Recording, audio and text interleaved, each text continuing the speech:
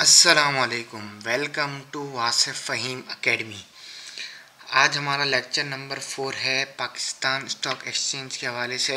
आज की वीडियो भी बहुत इम्पोर्टेंट है क्योंकि आज हम देखेंगे इन्वेस्ट करने के नुकसानात और फ़ायदे क्या हैं पाकिस्तान स्टॉक एक्सचेंज में। जैसे हर काम करने का कोई ना कोई फ़ायदा होता है, कोई ना कोई इसके नुकसानात होते हैं, इसी तरह स्टॉक मार्केट में भी इन्वेस्ट करने के कुछ फ़ायदे हैं और कुछ नुकसानात हैं। वो क्या है, आइए हम देखते हैं। पहले ये देख लेते हैं सेविंग और इन्वेस्टमेंट होती क्या है। देखिए, सेविंग एक अमाउंट होती है जो आप सेफ प्लेस पे रख देते हैं, यानी कोई बैंक में आपने रख दिया, आपके पास 50,000 रुपये जमा हुए बैंक में रखे हुए बस, या कैश रखे हुए, तो उसकी कोई ग्रोथ नहीं हो रही होती। जैसे ही वो उसकी ज़रूरत पड़ी वो खर्च होंगे और आपके पास अब वो ज़ीरो पे आ जाएंगे। तो सेविंग करने का ये है, सेविंग इसको कहते हैं। कभी भी कुछ काम आ गया आपकी ज़िंदगी में, वो सेविंग आपने लगा दी, ख़त्म, आप ज़ीरो पे आ गए।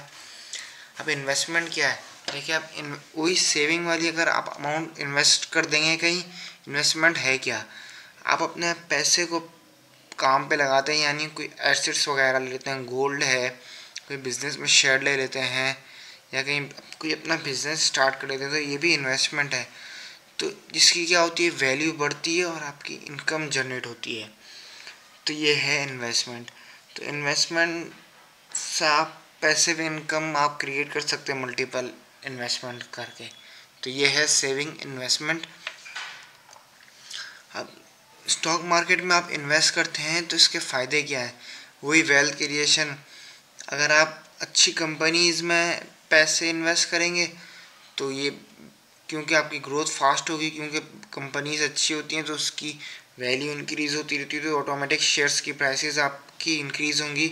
तो अगर आपने कम में लिया, अच्छे में सेल कर दिया, तो ये है आपकी कम इन्वेस्टमेंट के अच्छी अपॉर्चुनिटीज़ आ जाएंगी आपके पास, पैसे से पैसे जो बनता है। इन्फ्लेशन, देखें सेविंग से भी क्या होता है, आपकी पैसे की वैल्यू डी वैल्यू होता है पैसा। तो इन्फ्लेशन भी क्या करता है, वैल्यू ऑफ मनी को रिड्यूस करता है। तो इन्वेस्टमेंट से क्या होता है, इन्वेस्टमेंट से ये होता है आपकी इन्वेस्ट के ज़रिए आपके पैसे की वैल्यू बढ़ती है रिड्यूस होने के बजाय। तो इसी तरह हम इन्फ्लेशन को बीट कर जाते हैं। डिविडेंड इनकम जो बहुत इंपॉर्टेंट है, देखिए जो बड़ी बड़ी कंपनीज होती हैं वो क्या करती हैं, अगर आप उनके शेयर होल्डर बनते हैं तो वो मंथली बेसिस पे आपको डिविडेंड देती है। आप कैपिटल गेन अलग कर रहे होते हैं और डिविडेंड अलग करते हैं, तो जिसकी वजह से आपको एक मंथली पैसिव इनकम के थ्रू पैसा आ रहा होता है। आप ओनरशिप लेते हैं कंपनी में, जैसे जैसे ही आप शेयर्स लेते हैं तो आप कुछ ना कुछ पार्ट उनका ख़रीद लेते हैं, तो ओनरशिप आ गई। और लिक्विडिटी, सबसे बड़ा फ़ायदा है, आपको पैसे की जब भी ज़रूरत हो आप स्टॉक मार्केट से आसानी से निकलवा सकते हैं, ये एक बड़ा फ़ायदा है। अब रिस्क क्या है, नुकसानात क्या है। देखें, मार्केट की जो अप एंड डाउन होती है ना, उसका बड़ा वो होता है किरदार।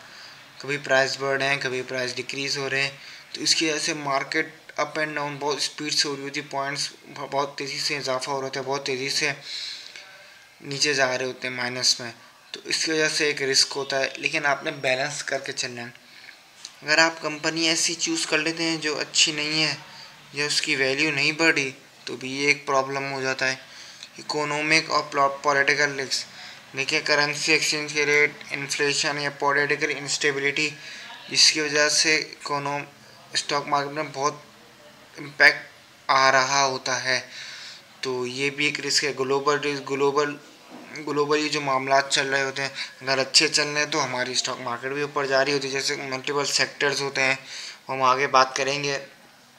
तो अगर वो ग्लोबल मार्केट से न्यूज़ अच्छी नहीं है तो हमारी मार्केट डाउन चली जाएगी।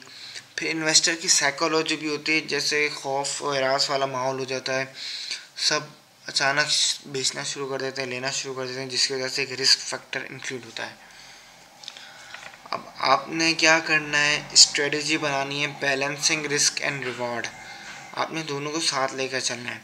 आपने फोकस करना है लॉन्ग टर्म पे इंस्टीड ऑफ शॉर्ट टर्म। आपने लॉन्ग टर्म देखना है। आप अगर आज इन्वेस्ट कर रहे हैं तो आप ये देखें अगले 2-3 साल में मैं कहाँ स्टैंड कर रहा हूँ, और मेरे की जो कंपनीज में इन्वेस्ट कर रहा हूँ वो कहाँ स्टेबलाइज करेंगी। डाइवर्सिफिकेशन, देखें आप एक सेक्टर में कभी भी सारे पैसे नहीं लगाइएगा, मल्टीपल सेक्टर्स में अपनी इन्वेस्टमेंट कीजिएगा, ताकि कोई एक तरफ से भी लो हो तो दूसरी तरफ से कहीं ना कहीं कवर हो जाए। और आपने लर्निंग पर फोकस करना है, स्टॉक मार्केट की अपडेट्स पर, इकोनॉमिक कंडीशन में अपने डिसीजंस को अच्छा करना है।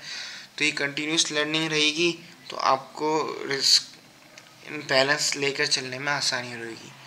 तो आज की वीडियो को इतना ही रखते हैं, फिर इंशाल्लाह नेक्स्ट वीडियो में हम नया टॉपिक पर बात करेंगे। अस्सलाम वालेकुम।